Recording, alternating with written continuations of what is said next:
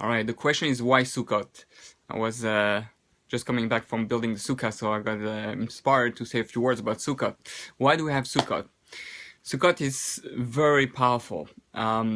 What's happening is that on Rosh Hashanah, we came and we did Teshuvah, we made God king of ourselves, our life, and we planned the whole year, and we try to go back to the beginning of creation. What happens on Rosh Hashanah? Rosh Hashanah was the creation of Adam HaRishon, the first man.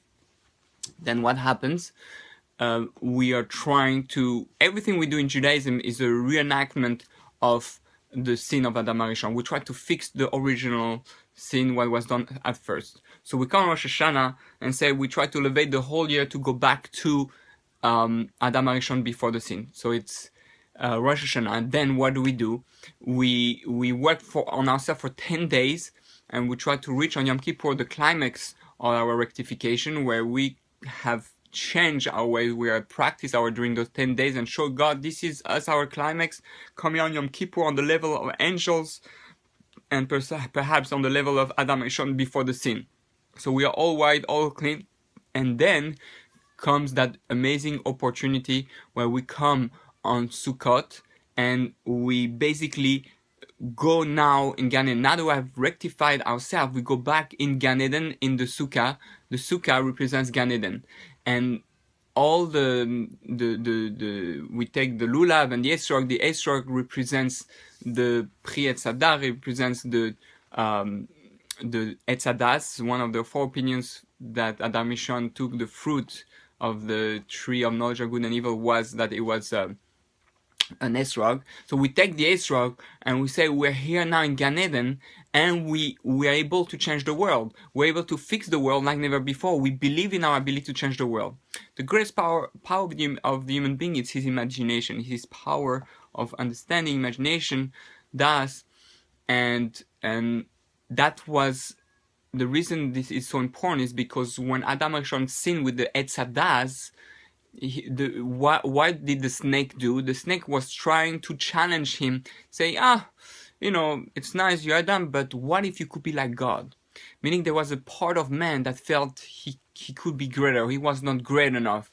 And after the sin, he felt even worse. He felt like he went even on a lower level, and he was not even able to think that he was great enough to go confront God, tell God about his mistake. He stayed hiding behind the trees.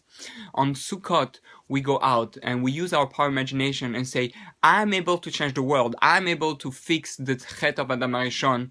And I'm going out, I'm taking the tzadas, and I'm shaking it all around me in order to affect the whole world. According to Kabbalah, you shake in 6 different directions in order to affect the 6 different spheros, which is the Kabbalistic meaning of different Kabbalistic powers that exist in the world. And we're saying we have those powers, we're Tselem Elokim, rectified, and I'm infusing the world with my power, my energy, my thoughts, my emotions.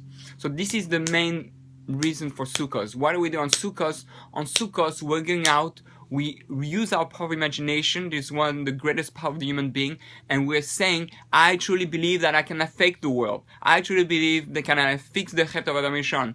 I'm a powerful being. I'm going to see the consequence. So I use my imagination to be able to think about it, and then I go in my sukkah, which represents Gan Eden, or the Anania Kavod, and I go and I shake my lulav. It looks like a ritual like Indians do, that I try to connect to the powers of nature. And we're saying, I'm now rectified on my highest level during the year, and I'm able to make a difference, to affect the world on a very spiritual level, and we shake those branches all around us. So try to use your power of imagination this Sukkot. Try to imagine you're in Gan Eden, and you're like Adam or Eve in the Sukkah in Gan Eden, rectified, and you're now trying to rectify the whole world by using the tree of life, which is the Torah, which we're going to dance at the end of Sukkot. The tree of life is the Torah, and not get confused with the etzadas. Etzadas was the confusion of what's really true or not in this world, what's physical, what's spiritual. When we go in the Sukkah and we have the the estrog, all that, we go back into the why, realize the only true power is God. The only true reality is God, not our house. Our house doesn't protect us, and by fixing that way of thinking, then we rectify the knowledge of good and evil, understanding that really everything is good. Even when you go in the wire, even when you go in the darkness, even when you go in the sukkah, outside it seems no protection. Really, it's God is everywhere, protects us all the time. So try to celebrate your power as a human being, your power as imagination, your power of thought, your power of emotions, and you'll have the greatest Sukkot you can have. Chag Sameach.